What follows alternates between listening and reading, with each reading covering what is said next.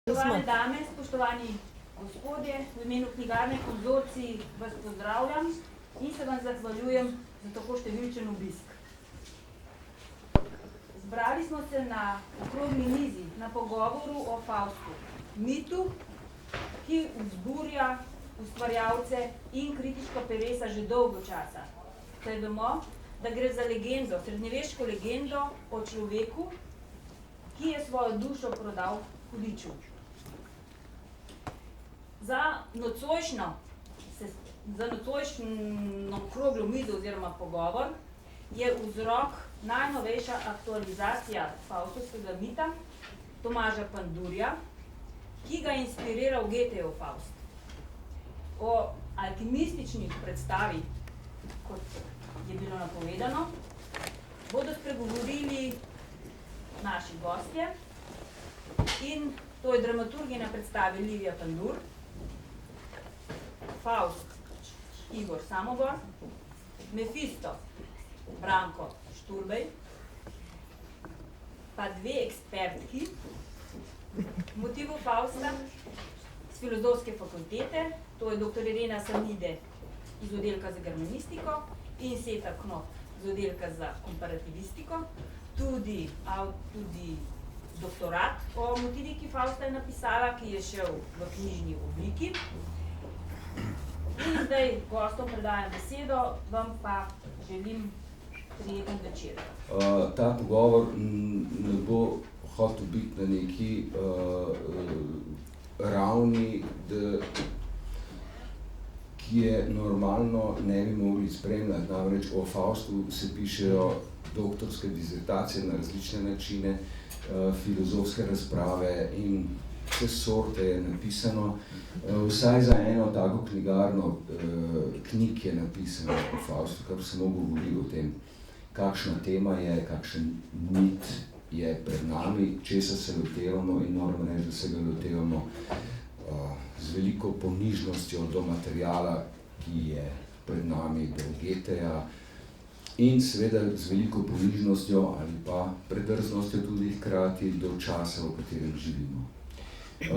Seta Knop je napisala eno krasno knjigo, moram reči, da je ena študij, ki se jo prebere od začetka do konca, pravzaprav tako kot nek roman, od doktorja do mojstra, in to je od doktorice do mojstrice. Res čestitke za to knjigo. Zdaj v tem času, ko študiramo to, moram reči, da prebiramo, nismo prebirali celih knjig, ker je to pač popolnoma nemogoče, ali pa tudi bi bilo lahko ovira, ker bi se potem usmerjali po nekih usmeritvah, ki jih je kdo pogruntal znotraj Fausta, ampak z vseh fragmentov, ki sem jih lahko prebiral, moram reči, da je ta študija najbolj kompleksna, da najgloblje z vseh strani osvetli ta mit. Tako da res iskrene čestitke vam pa vsem priporočam kot eno čudovito branje in seznanjanje z temo preko te knjige. Preden začnemo, bi mogoče še to povedal, kako smo si pravzaprav predstavljali. Glede na to, da smo rekli, da ne bi tukaj doktoratov pisali. Smo si zaželeli, da bi se pogovarjali recimo, da čim bolj poljudno, ampak hkrati, da čim več zvemo od tega. In zato sva tukaj z Branetom Šturbejem kot Mefisto in Faust, ki pravzaprav nista še dovolj daleč prišla in bosta verjetno spraševala strokovnjakinje o skrivnostih, ki nama jih bojo razodele in hkrati seveda verjetno tudi vam. Za naju je ravno še 14 dni časa do premiere, da bo lahko vse to novo znanje vložila v svoje gledališke napore. Preden pa začnemo govoriti o Faustu, bi samo to povedal, na kakšen način se je Faust znašel na repertoarju. Vsi vemo, da gledališče je zmeraj aktualno, zmeraj govori o stvareh, ki jih imamo pred sabo, s katerimi se srečujemo, ki nas najbolj dotikajo, o katerih se največ vprašanj jim je namenjeno za naše življenje. Gledališče je zmeraj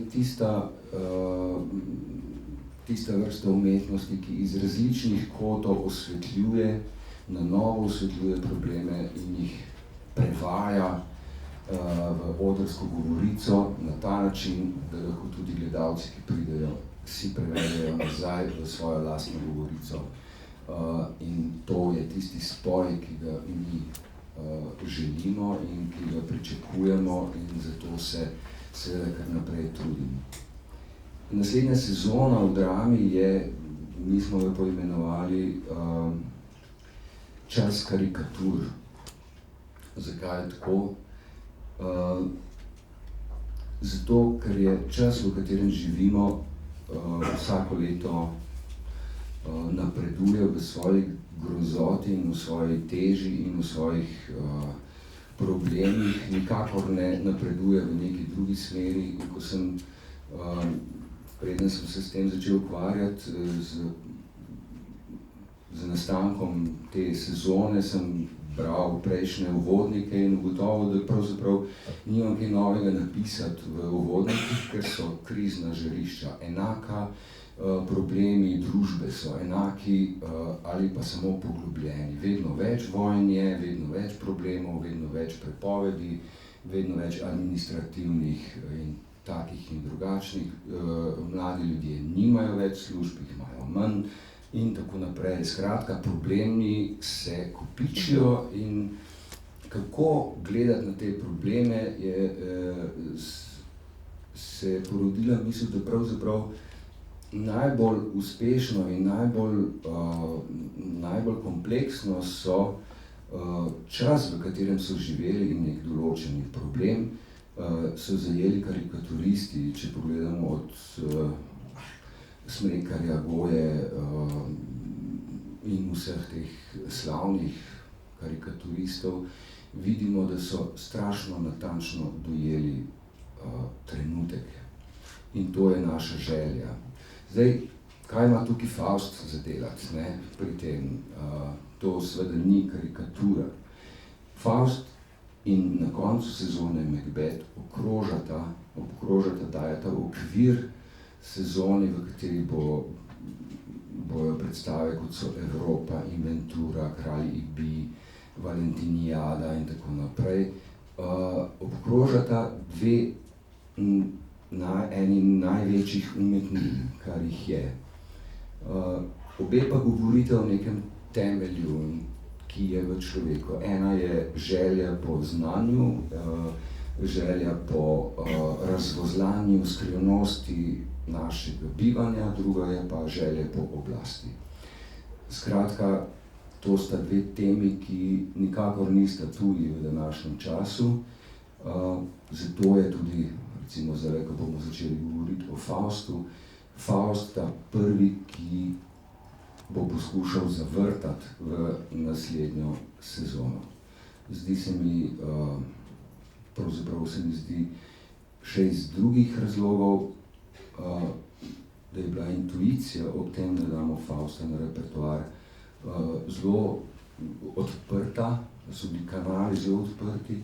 Namreč, če pogledamo zdaj Evropo, v kateri živimo, kakšna postaja, če pogledamo ta glavni oziroma ta glavni vlak, ki vodi Evropo, vidimo, da je tukaj Nemčija, vidimo, da je tukaj Francija, skratka dve veliki deželi. In Faust je ena od tem, oziroma eden od mitov, ki je bil velikokrat v zgodovini zlorabljen, ravno v raziskavi oziroma v izdelavi nacionalnega občutka. V sklepnem monologu Faust govori o zidovih, ki naj bojo okrog raja postavljeni, in živimo v času, kjer se zidovi postavljajo, kjer se žičnate ograje postavljajo, vsi valovi z morja morajo ostati zunaj mi tukaj noter bi naj pa živeli svobodno in srečno kot v raju. Skratka, intuicija, ki je pripeljala do tega, da igramo Fausta, je bila po mojem točna. In Faust je več kot aktualna tema v današnjem času, zato seveda upam, da bo naša uprizoritev tudi taka, ki bo dala odgovore oziroma postavljala vprašanja na neke nove načine. In evo, tole je recimo nek tak uvod. Zdaj bi pa Faust je imenovan božanska tragedija, ne, je igra o hlepenju, prizadevanju, delovanju. Jaz bi kot bodoči Faust čez 14 dni rad vprašal eno tako vprašanje, ki je malo mogoče, malo se bo zdelo mogoče, da je izmišljeno, ne, ampak rad bi vprašal vprašanje, ki izhaja iz tvoje knjige. Ali je to drzni mislec ali je to drzni lopov? Ja. Odgovor se bo lepo izmuznil in bo rekel, da oboje. No, se ne vem, a to je že vključeno? Ja, sem vključen, pa a lahko jaz kar govorim, ker imam kar dober glas. Aha, šolan glas. No, in tako, to si zelo dobro zadev, seveda te obe plati njegove osebnosti in tudi Goethe je zelo občutil dvoumen odnos do tega svojega junaka in mislim, da je tem tudi ena od privlačnosti njegove pesnitve, poleg tega, da je bil Goethe dejansko en genijalen človek, no, in je kot en seizmograf zabeležil vse probleme njegovega časa, ki so že problemi modernega časa in seveda segajo do danes. In ta njegov junak, ki ga je začel pisati še, ko je bil v času viharništva, v mladih letih in ga je zasnoval kot eno titansko podobo človeka, ki seveda presega vse meje, si drzne tja, kamor si nihče do zdaj ni drznil in ki je utemeljen v tej svoji želji. Ta podoba se mu je v 60-ih letih, ko je on pisal tega Fausta, seveda zelo spreminjala, skladno s tem, kako je on doživljal svet, kako je doživljal razočaranje. Tukaj je bila francoska revolucija, katere velik privrženec je bil, pa se potem odmaknil od nje zaradi revolucionarnega terorja. In skratka, na koncu svojega življenja je on že tako dvoumen odnos do tega svojega junaka razvil, da niti ni vedel, kaj naj z njim počne. Tudi ta drugi del Fausta je znano, sploh ni šel za življenja, on ga je zapečatil in so ga smeli odpreti šele po njegovi smrti. In sam je izjavil v pismu, da bi naraj svojega junaka na pol odrešil in na pol kaznoval, kar je seveda nemogoče, ker je kriv in hkrati ni kriv. Ker ta težnja po spoznanju, ki je nekaj pač, kar je tudi tako človeško in kar je, ne vem, razsvetljenstvo utemeljilo s Kantom, drzni si vedeti, sapere aude, se glasi prvi stavek njegove knjige, kaj je razsvetljenstvo. Torej ta želja je bila zdaj legitimirana, ni bilo več mogoče Fausta kaznovati, zaradi tega, ker si želijo spoznati, tako kot, ne vem, da je kaznovala ljudska knjiga iz 16. stoletja, ta luteranska ljudska knjiga, kjer je bil kot svarilni zgled prikazan. To ni bilo več mogoče. Hkrati se pa Goethe že zavedal, da je pa to njegovo nenehno delovanje, to poseganje v svet, to stremljenje, da je to povzročilo tudi zelo veliko zla in da se nekako vsak napredek, da je treba plačati za svojo ceno. Vedel je, da skratka človek mora delovati, da bi bil človek, ampak vsak delujoči nekako pa pušča za sabo razvaline. In mislim, da je to svojo dvojnost Goethe zelo, zelo dober izrazil skozi celo to pesnitev. Aha, dobro. Tako da ne vem, kam naj bi dal ti poudarek zdaj. Dobro. Mislim, definitivno, če tako gledaš prvi del, on je čisti lopov, kaj? Zapelje 14-letnico in naredi otroka, jo pusti, ubije njenega brata, njeno mamo, ona, torej otroka ubije, torej on tudi detomor povzroči, čisti lopov, če tako gledaš. In tudi na koncu drugega dela, ki je pač edini del, ki pripenja to pesnitev na ta svet, mogoče čisto to še, da povem, to je res neka zelo čudaška pesnitev cela, ne. Prvi del je pač ta ljubezenska zgodba, ki vsi poznamo, drugi del so pa neke filološke zadeve, Valpurgine noči, zelo hecne stvari, potem na koncu drugega dela pride on spet do teh slavnih prizorov, ko hoče ustvariti nov svet, svoboden svet, svobodnih ljudi, kar je spet zelo dvoumno, seveda, in o tem bomo sigurno še več govorili. In ta del, skratka, ga šele priklepa na to neko življenje. In tukaj, recimo, če že govorimo lopov, mislec, ne, tukaj lahko najdemo seveda mi tudi tega misleca, ampak z isto to dvoumnostjo. Lahko sem nekaj? Ja, seveda. In prav se strinjam, ne, da pri tako eruptivni, eruditski osebnosti, kot je tudi sam Goethe bil, vemo, da je Fausta pisal skoraj da 60 let, ne, o tem se tudi prerekajo, kako ga je pisal prvi del, kako je pisal drugi del. Ne. In ko ga beremo, vidimo, da je v bistvu prvi del res ena zaključena celota, ki se ukvarja s to Margaretino zgodbo in za temi dvomi znotraj nekega intimističnega sveta. Ne. In če to Goethe imenuje mali svet, je pol prestop v drugi del, prestop v ta tako imenovani veliki svet. Kaj naj bi ta veliki svet bil, če je to vojna, osvajanje, oblast, podrejanje naravi oziroma nadvlada nad naravo, izum denarja. Ne? To so pa vse stvari, ki so pa danes še kako aktualne. Aktualna je pa seveda, mislim, zame prvi del prav tako, ker pač postavlja pa ena temeljna vprašanja. Ne?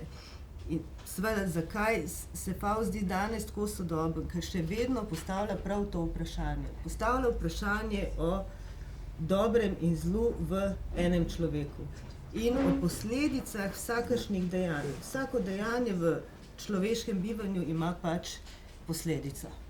Sam navedem, da je to v bistvu zelo dolgočasno, v bistvu nobeno nima drugačnega mnenja. Dejansko je Faust to, dvojnost uteleša v sebi. Ker konec koncev, če gledamo, stremljenje po nečem novem, po spoznanju, je a priori v bistvu konotirano pozitivno. Če pa vidimo, da pa ta nekni aktivizem, ko se ne moreš ustaviti, ko se ne smeš ustaviti, kot je družba v bistvu tudi prisili, da se ne ustaviš, danes spet aktualno, pa vidimo pa seveda to lahko ravno tako konotirano negativno. Isto potem s tem, ko na koncu, ko on hoče pridobivati zdaj ta novi svet z izsuševanjem morja, ko hoče postaviti v bistvu zemljo tam, kjer je bilo morje, si rečeš, wow, nekaj novega hoče ustvariti. Ampak ne, on v bistvu s tem, ko ustvarja to novo, na videz novo, dejansko uničuje staro in to brutalno uničuje staro. Se v bistvu zahteva od Mefista, da uniči domovanje dveh, ki tam stanujeta. Se pravi, da je vedno zlo implicirano v dobrem, dobro implicirano v zlu. En tekst imamo, kdo si, en del moči, ki vekomaj dobro iz slabega rodi. To je Mefisto pravi Mefisto. In to se mi zdi en tak citat, ki sploh velja. Sploh bi se mi zdi lahko celo človeško življenje s citati Fausta. Zdaj, ko smo tako noter, smo jih tako ponotranili, da v bistvu se včasih, ko me kdo kaj vpraša, bi kar z verzom odgovorila. To je res literatura, ki je fantastična. Sem hotela reči, zakaj je tako poseben ta Faust, ker je dvojen. Po eni strani se mi zdi, da je ta jedrman, da je slehernik, da je to vsak človek, ki dosega neke meje, ki hodi po robu, ki hodi več, ki hlepi po znanju. Hkrati se mi pa zdi, da je pa tudi človek, ki je drugačen, ki pozna filozofijo, medicino, teologijo, pravo in ki hoče tisto, kar je onstran, tisto, kar je za zidom, kar je izza zidu, kar je nepoznano, mogoče celo neizrekljivo. In se mi zdi, da je ta dvojnost, s katero se mi v predstavi veliko ukvarjamo, pa zelo zanimiva. Predvsem hoče vedeti, kaj ta svet v tečajih drži, kaj ga giblje in kaj ga obnavlja. Skratka, to je, hoče odkriti neko formulo bivanja ali poganjanja sveta ali formulo Boga, pravzaprav to čarobno vesoljsko formulo, ki je še do zdaj ni nihče odkril. To je pravzaprav tisto. Super, bom še sam en citat povedala. Ja. En je rekel, ne jaz, en bolj pameten, rekel, kaj je Faustov greh? Duhovni nemir. Kaj je Faustov odrešitev? Duhovni nemir. Tako se mi zdi, da je zelo pregnantno nekako izrazil to. Ne. Avguštin pravi, ne, da tam, kjer je modrost in tam, kjer je repenenje po znanju in spoznanju, tam je tudi največ bolečine. A se Goethe tega ni zavedal? Se je zavedal. Zakaj porabil potem Mefista? Pravijo, da je, Obstaja samo po sebi, mislim. ker je Fausta pisal celo življenje, ne? Pravijo, da ni Goethe pisal Fausta, ampak Faust Goetheja, ne? In da mu je tudi ta pesnitev, kakršna je blazno kompleksna, ne? Tudi podaljševala življenje, ker je do konca življenja razmišljal, kaj se s to dušo, s tem Faustom pravzaprav zgodi na koncu. Na koncu tega potovanja, kot ga mnogi imenujejo, vedeti, spoznati, ne? Sprejeti in kaj je tista meja, ki jo on določi za stavkom. Postoj, kako si vendar lep. Kdaj dosežemo tisti trenutek, ko lahko rečemo ta sicer čudovit in najbolj citiran stavek. Ne. Ampak on ga je rekel, ker je bil slep. On ga je rekel, ki je bil to- slep, ker In to v ljudje vidijo pogojniku. več. In to v Pogojniku. Kaj bi bil, če bi se to zgodilo, kar je moj utopični načrt, bi lahko rekel postoj. Ja. Vsekakor je pa tudi za Goethe zelo privlačna tema. Danes ne, se seveda, kot je Igor prej omenjal, kaj vse je, v čem se Evropa, v kakšni situaciji se nahajamo, seveda tudi danes opazujemo te stvari in ne reagiramo, ampak opazujemo. Zdaj pri tem opazovanju marsikaj doživljamo. A je to nek užitek? Nas mogoče res ni Goethe, vprašanje strokovnjakinje z Goetheja, ampak kako se doživljate današnji dan? A bi Današnji čas kako doživljam, kot eno totalno katastrofo, mislim. prišel od časa razsvetljenstva? Ja, v bistvu lahko, mislim, malo razsvetljenstvo seveda to vse, ne. Sej, to je ta podoba, recimo, ne vem, recimo jaz sem se dosti ukvarjala tudi s temi Adorno, Benjamin, te filozofske šole, ki govorijo glih o tragediji razsvetljenstva, ne. O tem, recimo, Benjamin ima eno zelo dobro sliko, oziroma opisuje sliko od Kleja, Angelus Novus, ne.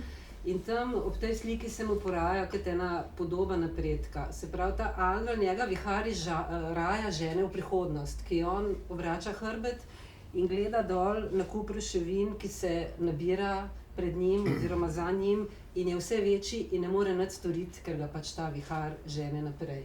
In seveda to ima razsvetljenstvo v sebi, sploh s to svojo vero v nenehan napredek, v nenehno nečesa več. Sej, to je še danes živo.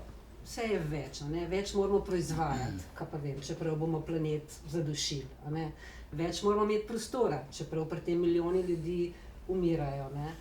Vsega moramo več, a seveda je neka meja, mislim, planet ne more eksplodirati, ne? Tudi mi imamo svojo človeško mejo, mi imamo svojo mejo smrtnosti, ki je zaenkrat saj ne moramo preseči in tudi s tem se ukvarja Faust. Faust ustvari prvi umetnega človeka, homunkula.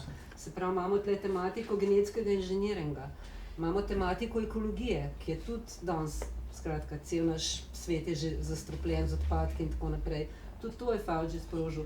Pol prej, ko smo rekli, mislim, jaz zdaj prevajam Varoufakisa, no, finančnega ministra bivšega, tako da mene zelo zanima ta moment tudi v Faustu, tam so odkrili denar, ne, on pričara denar, mislim, Mefisto ga pričara in to z enim zelo preprosto temeljitvijo prav, ja nič, tlele itak zemlja, po zemlji skozi neki ljudje hodijo, bežijo, zakopavajo zaklade, ta zemlja je polna zakladov, zemlja je pa cesarjeva, se pravi, mi lahko natisnemo te listke in zanje so pa pač polog, tako rekoč, zakladi, ki so v zemlji.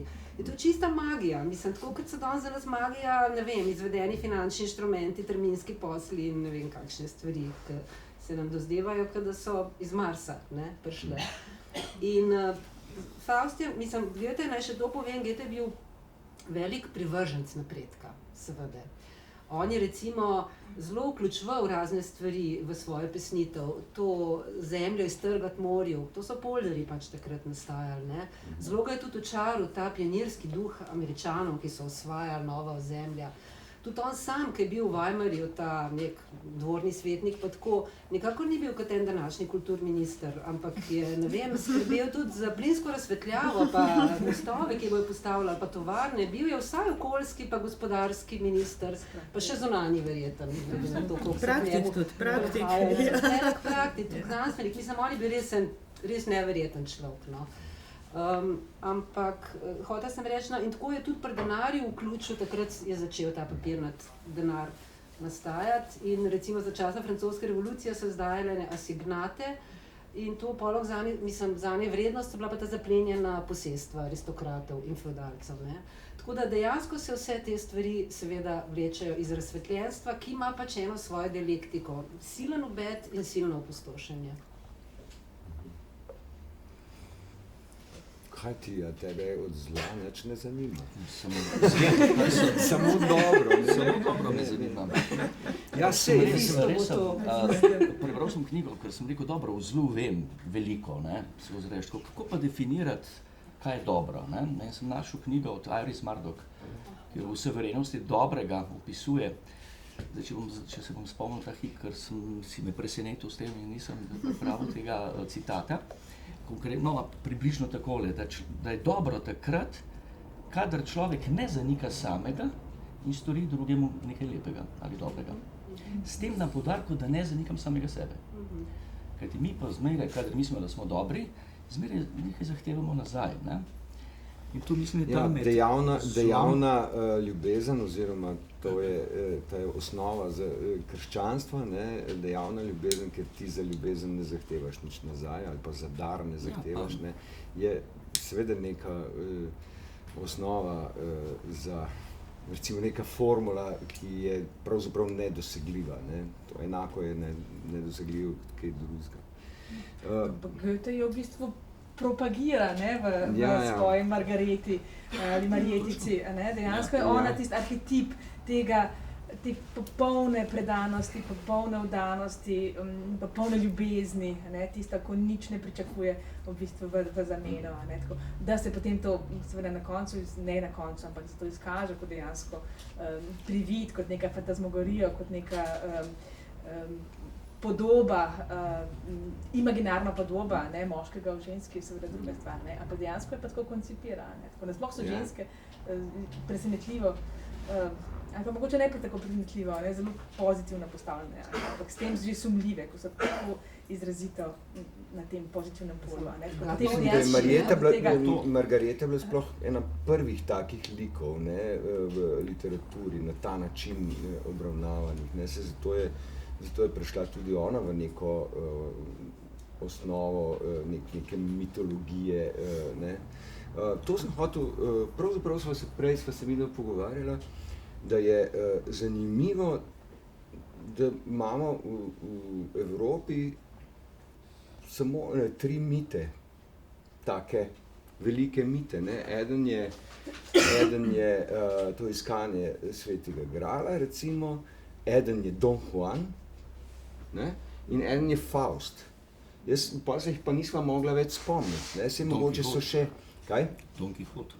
Sej to, Don Quixote, ja, tudi, no, recimo, ampak zdaj pa, če pogledamo, recimo, Don Juana, Fausta in Don Quixota, najdemo neverjetno veliko stičnih točk, ne, kaj je pravzaprav, se bi jih pravzaprav lahko združil v en mit, ne, s čem se evropski človek pravzaprav ukvarja, kaj je tisto, kar nas žene, ne. To je zanimivo, ne. Vem, da v Faustu celo nekje rečen, da je Don Juan spoznanja, Don Juan je pa Faust ljubezni. Ja. Vsak v svojem nenehnem perpetuiranju in iskanju. Zmeraj pa v tem večnem spopadu z neko višjo resnico ali karkoli že pač to imenujemo.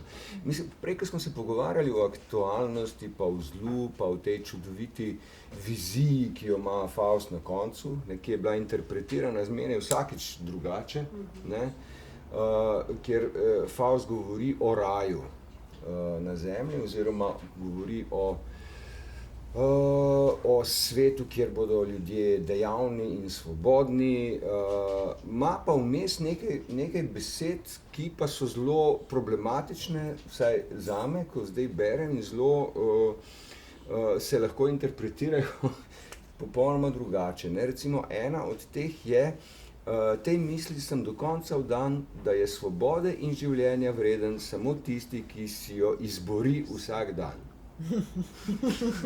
Ne? Se pravi, to smo pa že popolnoma danes. Ne? To je v tem našem kapitalistično-liberalističnem, pa ta liberalistični kapitalizem, da ga ne bomo skozi vlekli, ne? Ampak v tem današnjem svetu, kjer pravzaprav, v tem darvinističnem svetu, kjer se moramo grist, da lahko preživimo. Zdaj, kakšen raj je to? Ne? Zelo problematično. Ne? To so recimo v različnih delih, oziroma so različno razlagali, ne? In sploh se recimo te teme niso dotikali. V Rusiji, recimo v Sovjetski zvezi so to nekako kar preskočili, ne? Ampak so šli samo to, da je raj, pa so ljudje enakovredni, človek in živali bojo nov svet kot svoj dom pripoznali, ne, zelena polja, lepo delamo in dobro živimo. Ne. Potem so pa pozabili tudi še na eno še problematično stvar, in sicer vse to se dogaja za zidom. Okoli in okoli tega raja bo drzni rod marljivih rok nasipal obok oziroma okop, in v ta zid lahko z morja buta, kolikor hoče, naš se ne dotika. In zdaj, ko pogledamo to Evropo, kjer dejansko zidamo zidove in tisto, kar zunaj prihaja, se nas ne dotika, samo da se imamo mi fajn. To je, meni se zdi, recimo, da bi to lahko bila interpretacija tega zadnjega monologa v današnjem času, ki je pa svet res zaostril bivalne pogoje, ne, in vse to. In Evropo, ki je seveda razsvetljenstvo jo pognalo v nek stampedo, ki ga še danes živimo, ne, vsa ta neverjetna spoznanja, izumi, teh Faustov je skozi našo zgodovino neverjetno, ne. In tukaj mogoče bi eno vprašanje imel, kar se tiče Fausta. Kako gledamo na izumitelja atomske bombe? Ne? Mislim, to je recimo Faust drastično. Ne? Saj Oppenheimer je dejal, da so zdaj fiziki spoznali greh, ki Ja, izumil ne. atomsko bombo. Ja. No, Kaj? so pa znanstveniki spoznali tudi kaj koristnega, ne? Absolutno. Mnogi, ne? Ja. In tu se mi zdi, da Faust seveda govori, če ga vidimo kot intelektualca, filozofa, znanstvenika, človeka, ki je vse znanosti dojel, ni pa mogel dojeti nekih drugih, mogoče bolj osnovnih človeških stvari, zaradi katerih podpiše to tako zelo zloglasno pogodbo s krvjo. Zakaj jo podpiše, ne? Tu se tudi vprašanje postavlja. Podpiše jo zaradi ponovnega doživetja nekega mladostnega esprija. Kaj je to mladost, ljubezen, ponovna želja po nekem emotivnem odzivu, vzpodbujanje srca, da bi ta kri spet tekla po tem krvnem obtoku. Ne? In ta pogodba s krvjo je zelo pomenska. Ne?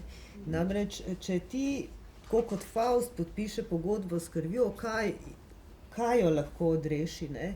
Jung lepo pravi, ne? Če je podpisana pogodba s krvjo, jo lahko odreši samo kri, se pravi samo smrt.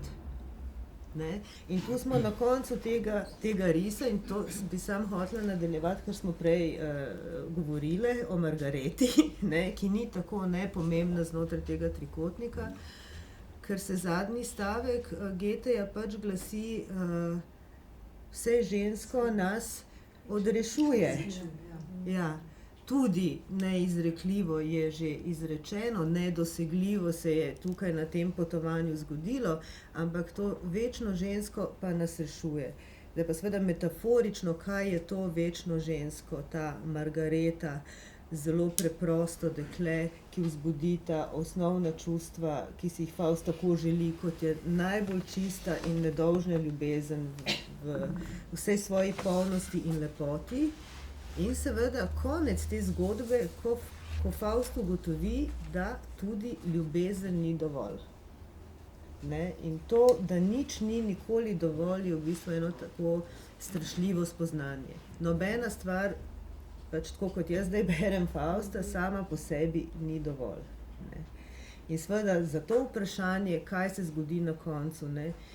Tudi Goethe v enem pismu oziroma nareku Eckermannu pravi, ja, Fausta sem odrešil, ker se mi je to zdelo najbolj primerno in najbolj zanimivo. Ne? Odrešil sem ga zato, ker je hlepel po boljšem in lepšem. Ne? To je bil njegov odgovor pred smrtjo. Ne? Tako kot je sebe odrešil. Ja, tako kot je v bistvu sebe odrešil s tem. Ne? Mogoče samo še tukaj, kar ste rekli, večno žensko na Marjetico. Seveda pa ne smemo vedeti, ni Marjetica edina ženska v njegovem življenju, oziroma ni Marjetica edina ženska v tej pesnitvi. Tukaj imamo potem vsaj še matere, tiste podobe, ki jih je on ustvaril, tisto prabit, v bistvu prapočelo vsega. In pa seveda prototip ženske, lepa Helena, lepa Helena. In tukaj se mi zdi tako simptomatično, to, v bistvu, da se ona njemu pojavi dejansko kot privita, da jo najprej tudi vidi v zrcalu, se pravi, ta odsev Helene je tisto, v kar se v bistvu on zagleda, zaljubi. In no, virtualne svetove je tudi že odprl. Virtualne svetove, točno to. Potem seveda, ko jo ugledal dejansko v njeni resničnosti, je še lepša in še popolnejša in še krasotnejša, ampak vse skozi pa ostane ta v bistvu njegova imaginarna podoba, ki si jo je zamislil že na samem začetku, se pravi, še preden je spoznal. Se pravi, se on zaljubi v podobo ženske. V lastno podobo ženske.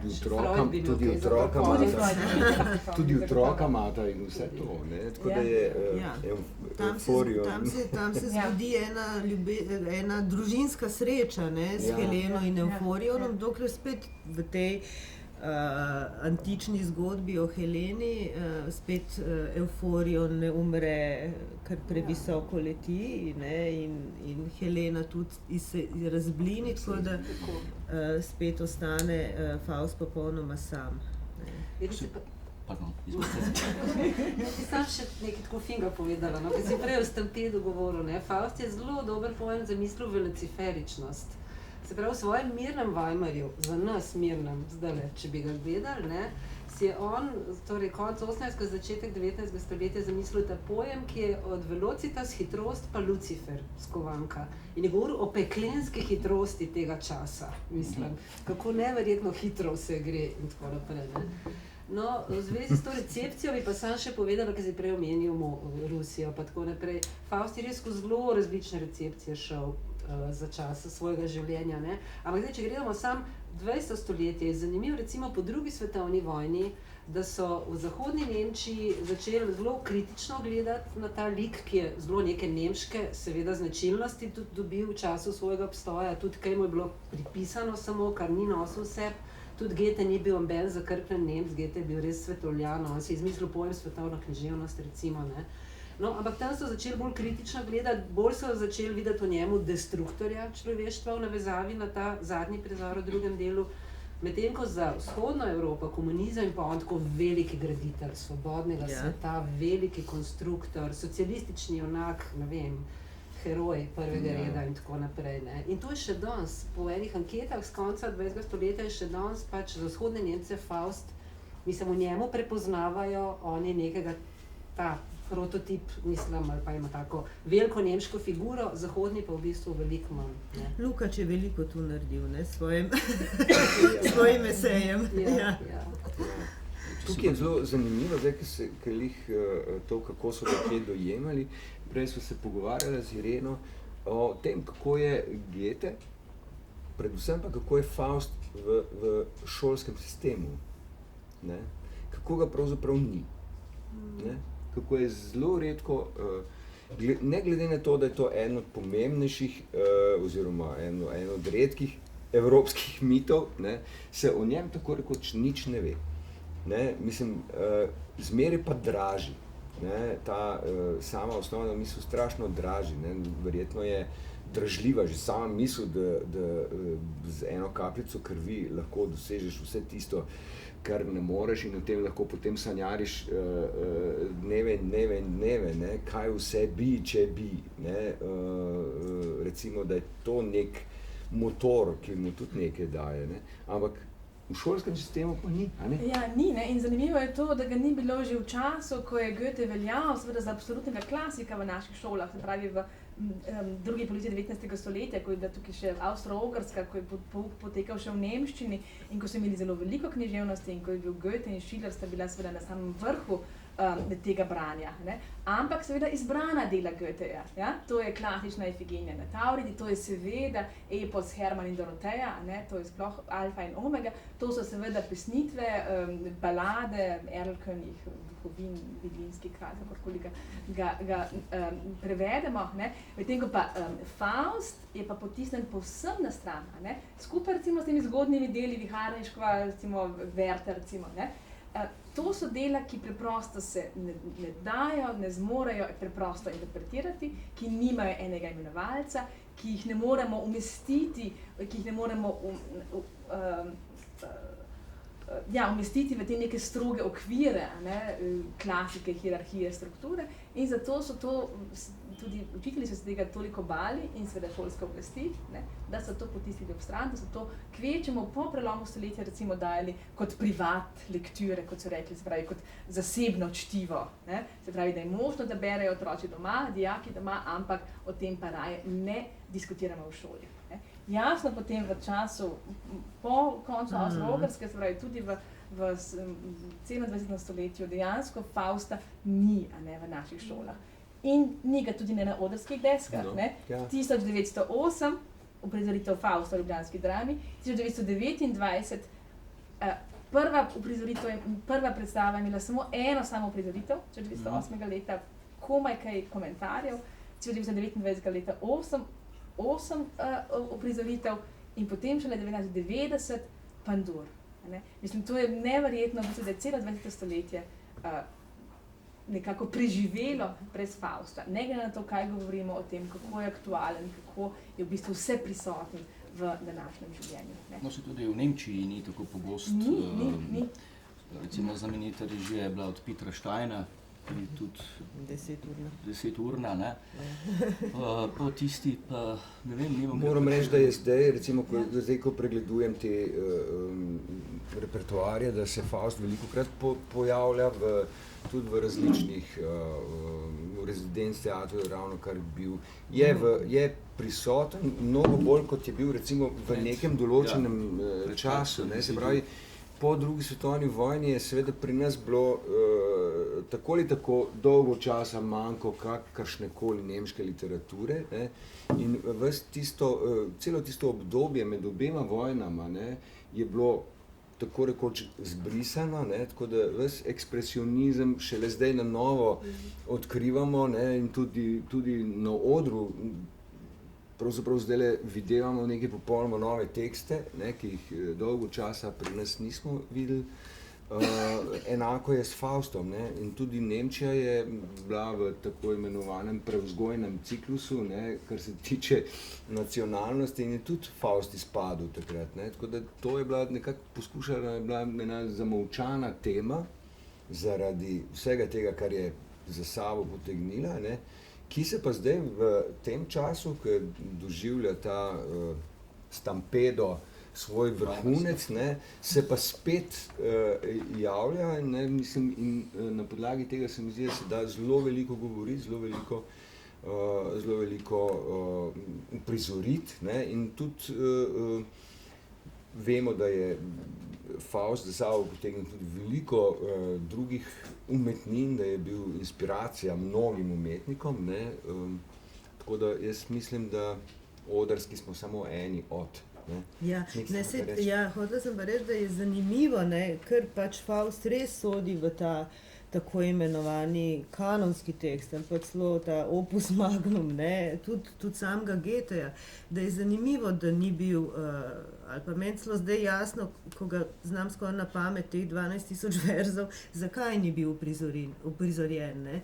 Faust je vseeno dramska pesnitev, ne, ki je v svoji strukturi izredno kompleksna in izredno zahtevna. Ima dva popolnoma različna dela. Ne. Prvi del, ki ga lažje razumemo zaradi te zgodbe, ki jo vseeno Goethe pelje skozi Margareto, Faustom, z Mefistom in tako naprej.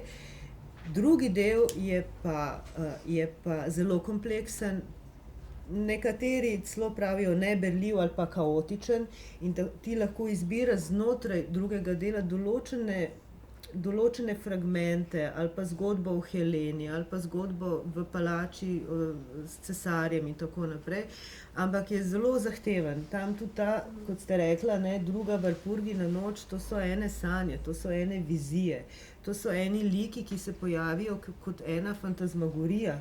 In vse to je na odru pač tudi težko uprizoriti. Ko se verjetno avtorji ali pa mi gledališčniki odločamo za uprizoritev Fausta, moramo imeti zelo jasen koncept in vedeti točno, kaj iz Fausta želimo izpostaviti, kaj nas zanima in katera vprašanja si želimo ponovno postaviti. No, v tem smislu. Ki si pa že zdaj to omenila, bi pa mi kar tukaj se malo zaustavili, ne? In Livija se, tako kot Tomaž, ona dva se skupaj ukvarjata s Faustom že recimo da 30, 25, 30 let. Ne? 25. No, ne, je bila ne, premiera. Tako je stara. Ja, jaz upam, da sta se že prej tudi kaj ukvarjala, prej nista naredila premiero. No, hotel sem samo, v bistvu to šala na stran, hotel sem v bistvu tebe izzvati, da to potovanje vajinega srečevanja in vajino doživljanje Fausta skozi teh ni let, ne, skozi ta leta, ne, kaj se je dogajalo, kako se je fokus spreminjal, ne, ker namreč, tako kot si rekla, Faust ponuja, vsaj v svojem drugem delu, vsak vers ponuja novo uprizoritev, ne samo neko celovito, samostojno celo. Ja, ne. sigurno. Kako se vama je pletlo, to je mogoče bi bilo zanimivo. Se jaz bom zdaj bolj v svojem imenu govorila.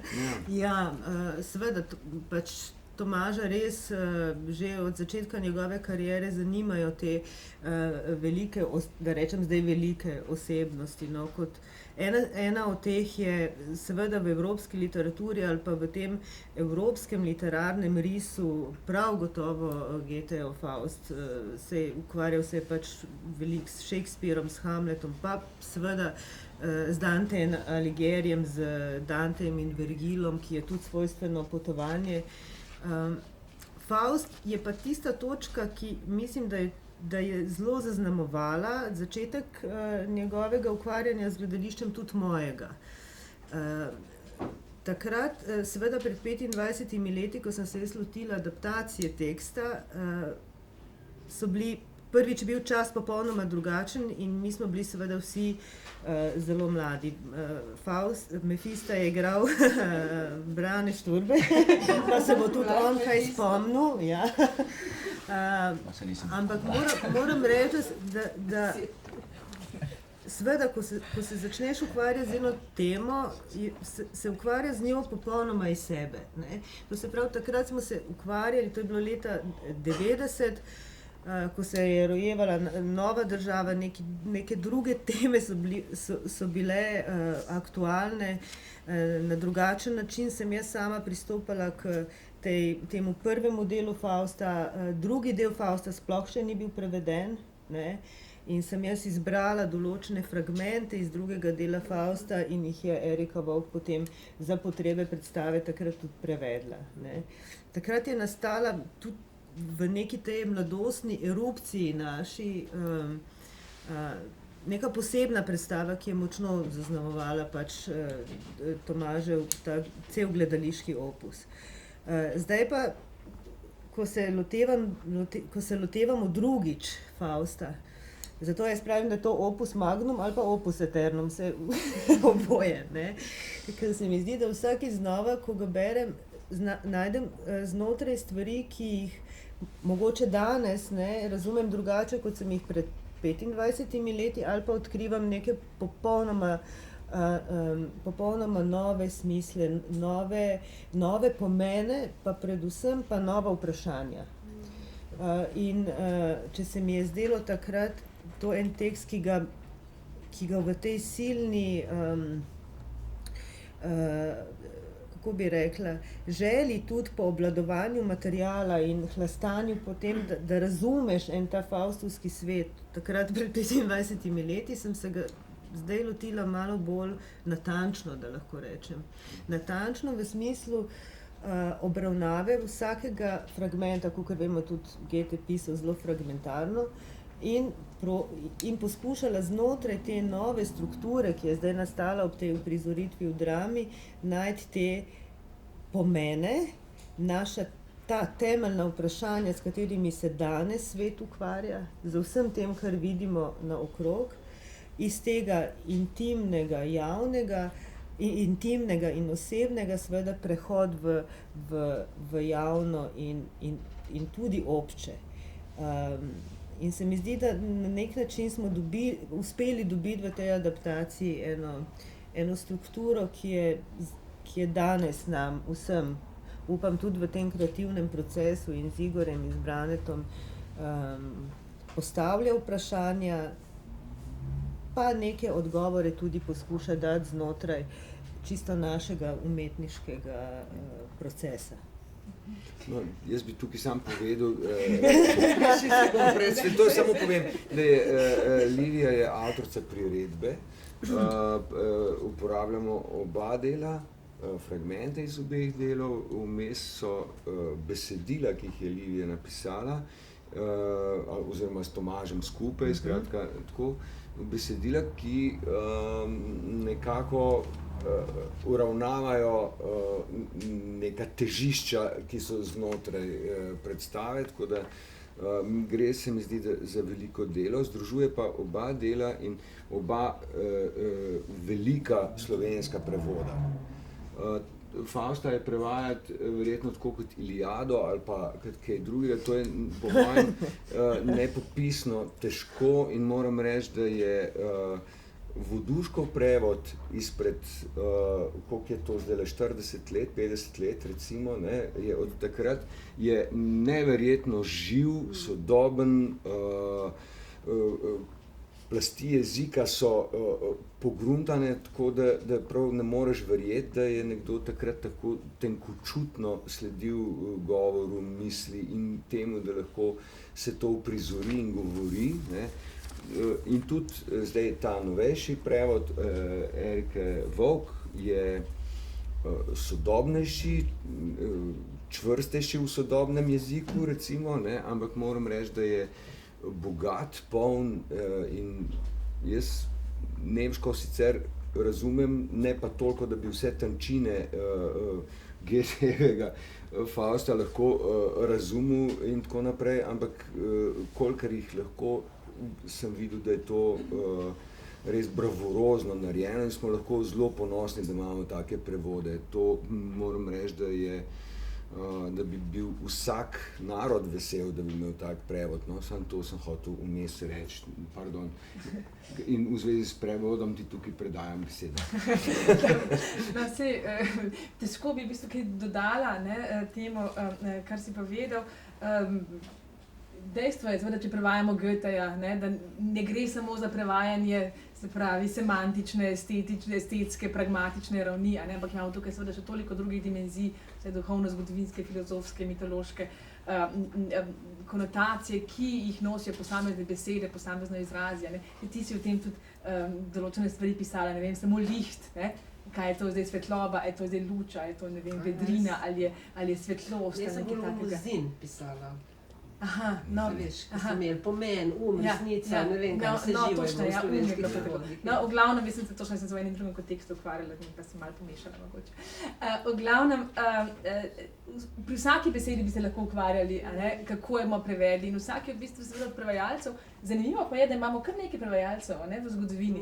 Kolikor težko besedilo, pa vendarle, ne, od prvih tistih Mandels, pa potem Funtek, ne, ki je šel, ne, ki je šel kompletno.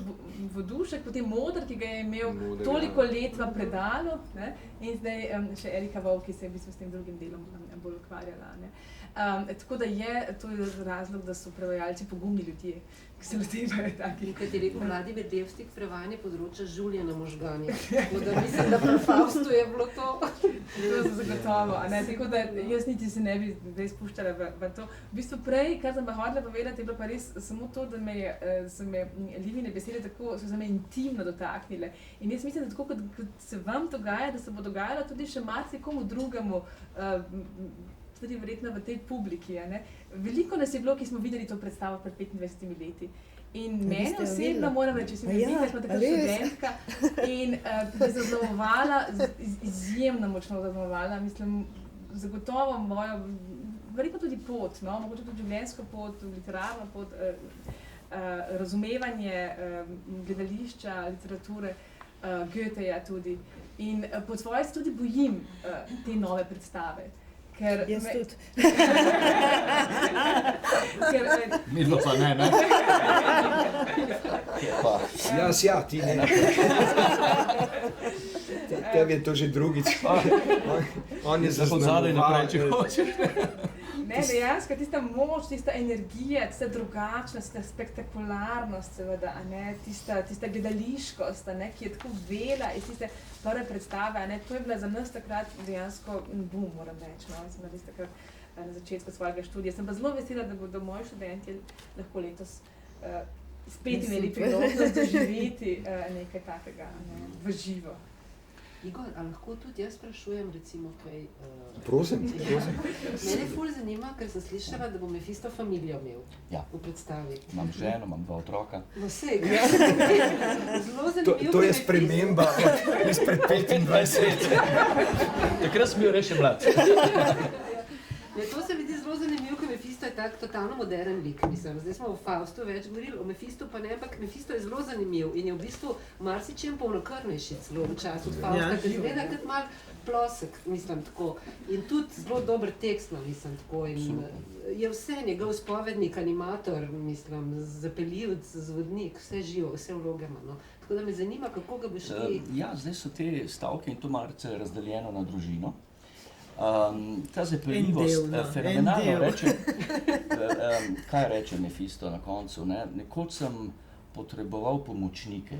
Nekoč sem zmogel vse sam, danes potrebujem pomočnike. Ne bo še Pandur dobil to idejo, da da pomočnike Mefisto. Absolutno je Mefisto, seveda, že prej sem se hodil dotakniti teme in jaz vas vprašati. Ta privlačnost pri Mefistu, ki se, moram reči, gledalci, če se spominjamo one predstave, tako zlahka poistovetili, prav nič zločestega, če smemo uporabiti to neslovensko besedo, niso tako pretirano zaznali v tem in so se nekako zlahka identificirali in so bili celo mogoče, moram reči, nekako na strani Mefista. V tej naši novi postavitvi mislim, da ne bo tako, da tudi čas je takšen, mislim, da pa to ni samo primer iz Fausta, jaz se spomnim, ko sem gledal predstavo Šajek, si igral Šajloka, kako je bil izjemen, seveda, sem gledal predstavo, ampak publika ga ni tako nadgradila s aplavzom, ampak ne njega kot samoborje zaradi igre, ampak kot lik. In so imeli celo nek odpor do tega lika, se spomniš ti mogoče te.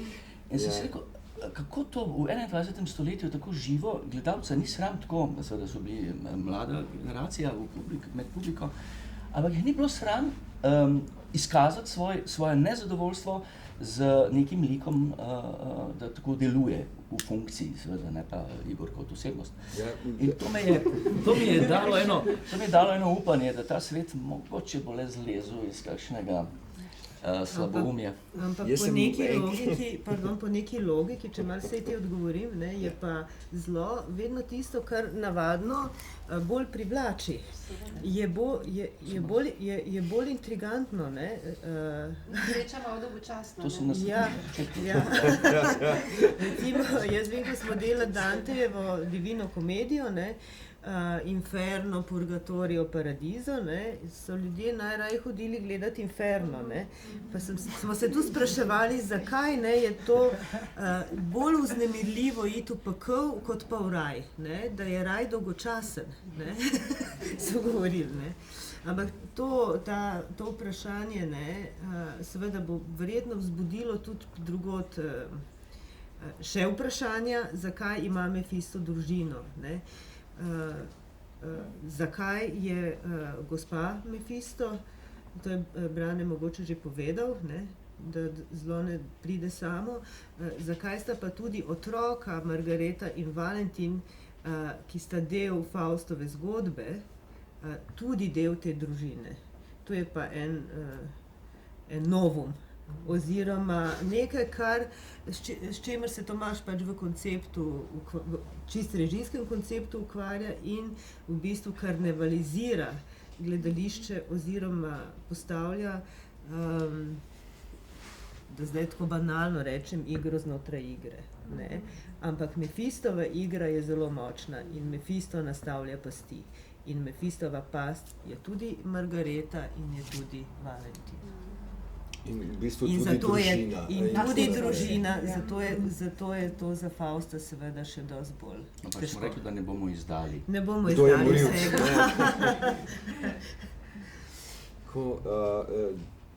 Jaz bi vas povabil, če imate kakšno vprašanje za nas. Prosim. Imam vprašanje, pa imam tudi en komentar. Zdaj, gospa Samide je rekla, da je 20. stoletje nekako minilo brez prisotnosti vedenja te pravljice o Faustu. Ne? Ni to čistko, zato ker Faust in motiv Fausta se je pa pojavil v operni literaturi, pa v glasbeni literaturi. Ne? Če poznamo recimo Berliozovo Faustovo porobljenje, ki ga večina ljudi ne pozna, to moramo kar priznati, ampak opera, kaj že, opera Faust, ne? Je pa zelo, zelo znana, zelo popularna, ker je tudi zelo spevna. In to opero smo seveda pri nas v Ljubljani uprizarjali z velikim uspehom. In pravzaprav naše prvo vedenje, vsaj moje, ker sem začela hoditi v opero, ne rečem to zlemček, ne, je bilo pravzaprav to, da sem se spoznala s to zgodbo o Faustu pravzaprav preko opere. Ne. In tudi vsi ostali, moja generacija je večkrat mlajša od vseh vas, ne, da ne rečem,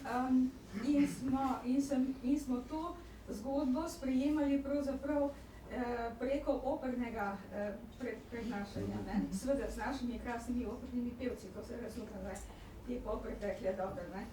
Še predno sem recimo ta motiv Fausta, ki smo ga obravnavali pač na komparativi, ne.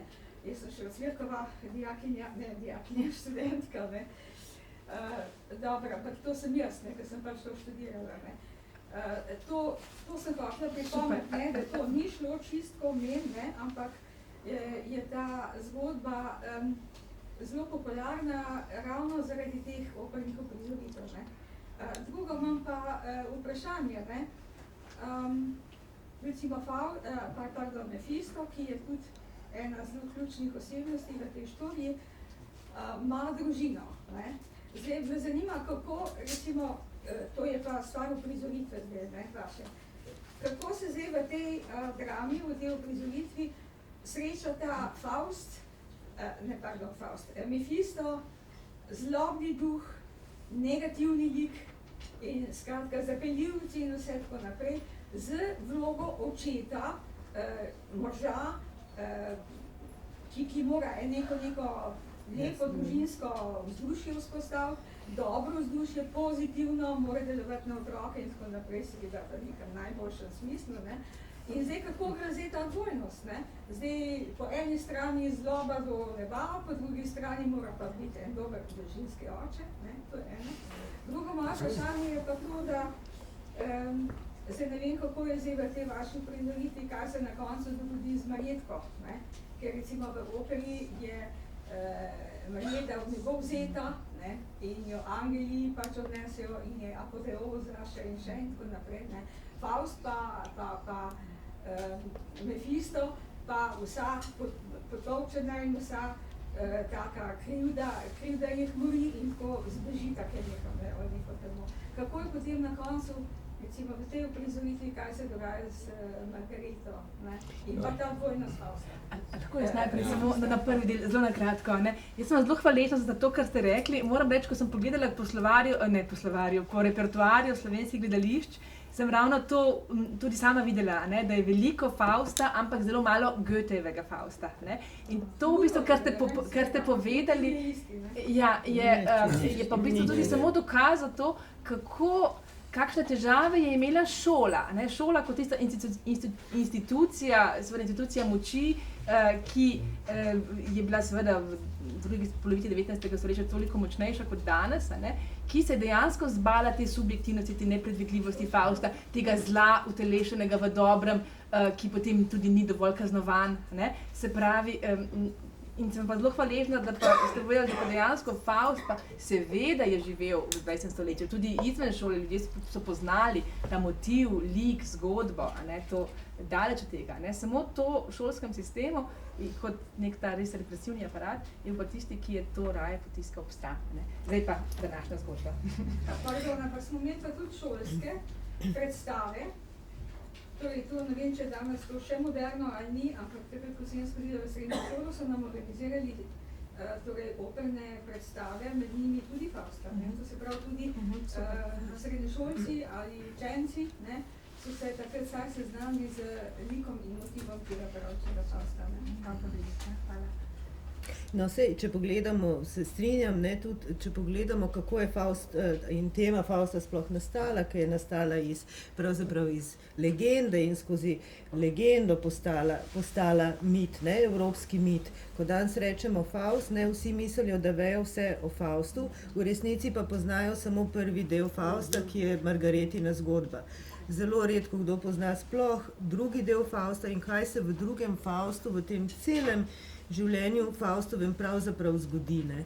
In ravno to, zakaj je Faust tako temeljno delo evropske literature? Zato, ker govori o človeku. In govori pa o človeku kompleksno, vseh vidikov. Ne samo neka ljubezenska zgodba, iz katere je on išel, ali bil rešen ali ni bil rešen, ampak govori kompleksno iz nekih kako bi rekla, globlih sfer, govori o filozofiji, govori o psihologiji, predvsem vemo, da se je recimo Jung ukvarjal celo življenje s Faustom, ne?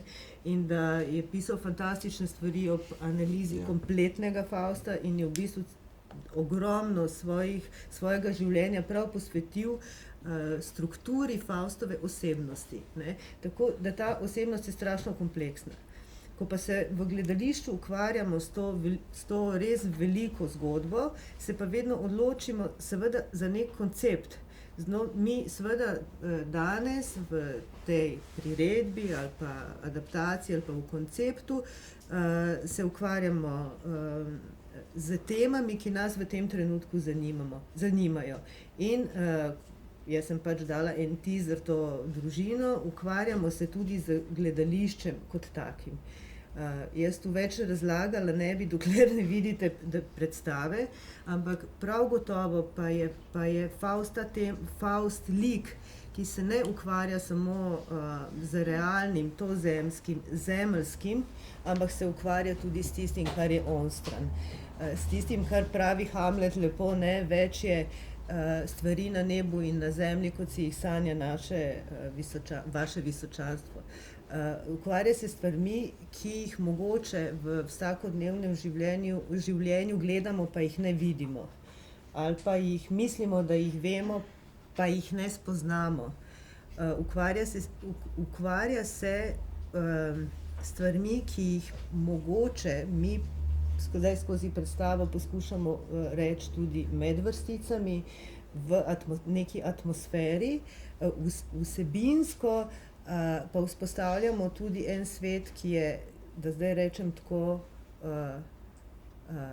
zasmrtni ali pa onstranski, ali pa svet, ki si ga samo v gledališču lahko domišljamo. Ali pa izmišljamo. Ne, zanimivo pravzaprav Mephistovih, ne? Ja, sej. Sej v tem... Po eni strani, po drugi strani pa mora biti neka družinska dobrota. Ne, samo nekaj bi še na to rekla. Ne? Ja, ne, se bom rekla. Mislim seveda, da ta radikalna razdelitev na dobro in zlo ne obstaja. Ne? In da tu prav v Faustu je ta tema zelo izrazita. Mefisto ni izrazito negativen lik. In to moramo poudariti. In ima prav tako toliko dobrega, kot ima dobrega Faust, ali pa ali pa obratno. Ne? In ravno v tem je drži nazaj. In v tem je ta tudi Goethejeva znotraj te zgodbe inovacija in dialektika, ker dobro na vse zadnje je glavno vodilo in to je ta optimizem. Vi pišete o tem, ne? Ta optimizem, ki v bistvu to rešuje Fausta na koncu, no? Ali pa si predstavljamo, da ga reši, ali pa da smo v tem svetu, ki je tako pravzaprav grozen in je toliko zla okrog nas, da v bistvu v nas dajem na neko upanje, da je še možno najti dobrega človeka. Mislim, Faust kot moraliteta, ne, je bil pravzaprav v srednjem veku, ne, takrat se je ta pravljica pojavila, takrat je bil Mefisto ta hud, Faust pa ta bel, ne, takrat... To je dober, ne bil. Dober. Ja, spet smo točni. Ja, bodimo točni, ja. Da ne bo, ja. Hvala, ker me rešuješ, ne, jaz sem tisti, ki je, tu je ta dvojnost, ne. Potem je pri Goethe, pa tudi že prej, ne, počasi se je to v renesansi, v razsvetljenstvu se je pa to seveda začelo obračati, ne, zaradi tega, ker je takrat bilo vedeti, ni bilo nekaj groznega, ne, ampak vedeti je postalo, to je najvišja vrednota, ne, in raziskovati in tako naprej, ne. Prej je bilo pa vedeti seveda greh, ne, in zato je moral biti greh pokončan, ne, to je bilo in vse različite potem tudi Gonojeva, ne, se ne gre po Goethejevem Faustu, ne, gre po motivu Fausta, in je seveda razvil, tudi Klemenčičev Faust ne gre po Goethejevem Faustu, gre po motivu Fausta, ki ga je vsak razvijal po svoje. Eden je videl, kot v srednjem veku, črno-belo, ne, in rešitve, kaj zdaj, Marjetice in tako naprej, ona dva pa bežita. Goethe ga je videl popolnoma drugače, ne? Ni postavljal moralke za svet. Čeprav je živel v času, kjer je bilo to še zelo potrebno, ne? Zahtevano. Še nekaj pomembno, tam je v prologu v nebesih, če se spomnite, kjer govorite Gospod in Mefisto. Ta povzetek pravijo, da je to iz Jobove knjige, ne? Kjer se tudi Satan pojavi pred Jehovo, če se ne motim, kjer naredita kontrakt neke vrste, Bog in hudič. Takrat seveda je še bilo božansko kraljestvo, še niso izgnali vseh iz njega, ne? Oziroma še ni obstajal. Ampak je bil kontrakt, ne? Zdaj, kaj to pomeni? Dve sili, neki entiteti, storita pakt za nekoga tretjega, s katerim jaz storim spet nek kontrakt. Zdaj seveda je vprašanje, kako, ampak to je stvar zdaj je tudi časa, seveda kreativnost, ustvarjalnost in seveda ideje režiserja in ekipe, kaj si predstavljamo, kaj bi bilo danes pravzaprav primerno nekemu trenutku, neke dobe. Zdaj, kakšen je ta konec pravzaprav, kaj je s tem Mefistom? Mefisto na koncu lepo pove, kaj bo. Končano, to je nesmisel, mislim, to ne obstaja, ne? Končano in čisti nič sta eno. Čemu potem sla stvarjenja, če ustvarjeno spet pahnemo v nič. Ampak Mefisto napove, da se bo vrnil. Ker vračam se v krogu, reče. Zdaj sem zgubil to bitko, seveda, ampak se bom pojavil v neki novi obliki. Ne? Zato se mi zdi, da jaz prav nič ne vidim tako, kje sem bral, da je tako optimističen konec, ne? Jaz ga ne vidim tako. Mislim, da ta zaključek ne obstaja in prav je, da ne obstaja. Mislim, da je prav, da nas je Goethe tle malo pustil neučakane in zadovoljene s tem koncem. Zakaj? Vsak ima pravico nekaj svojega zastavljenega vprašanja. Tako bo isto, mislim, da z našo predstavo si želimo. Zdaj, zakaj družina? Na nek način celo asociacija, koliko zla pa je med družinami, gospa? A se zavedamo tega, koliko je tega? Zdaj ne trdim, da bomo mi tukaj delali psihologijo in neke motive iskali, bomo pa odpirali neka vprašanja, ki bo mogoče kakšen gledalec zaznal, mogoče pa to bo rekel, to pa ne razumem. Tudi to je možno. Ampak mi smo se ukvarjali pač s tem vprašanjem, a lahko ima zlo družino? Hudič ima mlade, pa tudi Mefisto enkrat reče, pekel je tam, kjer smo mi. Tak Sartrovsko, tam, kjer smo mi. In v bistvu s tem pove, da prostor raja je vedno manjši, ne? Več nas je, slabše s tem rajem. Ne? Tako, no, tudi Goethe je že takrat nekako že zelo daleč videl naprej, kam bo ta razsvetljenstvo, recimo, v kaj nas bo peljalo. Ali pa vse pravzaprav prej ni bilo nič drugače. Kam človek rine, ne? In kaj je tisto gibalo, ki ga imamo v sebi, ne? Koliko je dobro, koliko je slabo. Ne? Veliko mora biti slabega, da je lahko odslikava za dobro. Ne? In pravijo, da je luč nastala na podlagi teme, ne na podlagi same sebe. Ne? Najprej je bila tema, da je lahko svetila luč. Ne? Lucifer je nosilec luči. luči. Lucifer je pa nosilec luči. Ampak Mefisto pa sovraži luč. To je njegov šef. V bistvu zelo nizko En tak mali peklin. šaljivc, pa ne pride ven. Zato, ker je prinesel luč, ne? Lucifer je bil pahnen, potem pa izdelec. Kaznovan je bil, kaznovan. Pa fos, luč pa filija. On je pa prav kot neljubitelj luči. Neljubitelj, kot karikatura potem Luciferja. Ampak res je pa tako, kot sta govorila, celo to delo. Faust je pa vpeto v to stavo, ki je zelo pomembna in tle ta stavek, vsak človek, ki ga le vodi nejasen čut, ve dobro hodim kam. In v tem stavku se tle bije boj, se mi zdi, v celi pesnitvi. In tukaj so pa stvari zelo odprte. Kaj pa pol Marjetica, da ti drami? Zgodbo Margarete mislim, da celo najbolj dosledno tukaj znotraj peljemo, celotno njeno zgodbo z Faustom. Ne. Margareta je tista prva žrtev, ki si jo Faust, oziroma ki mu jo ponuja Mefisto, da izpolni neke njegove želje po pogodbi. In seveda to doživetje te polne, čiste, nedolžne ljubezni, zemeljske, ne? Ker če govorimo recimo o prvem delu, govorimo o tem malem svetu, ki mu ga ponuja Mefisto.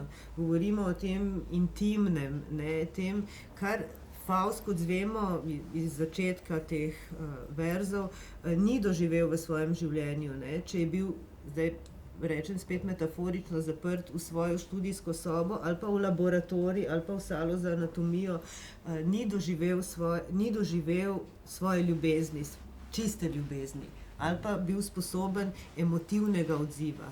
In Margareta je ta, ki vzpodbudi v njem, da doživi to polno ljubezen.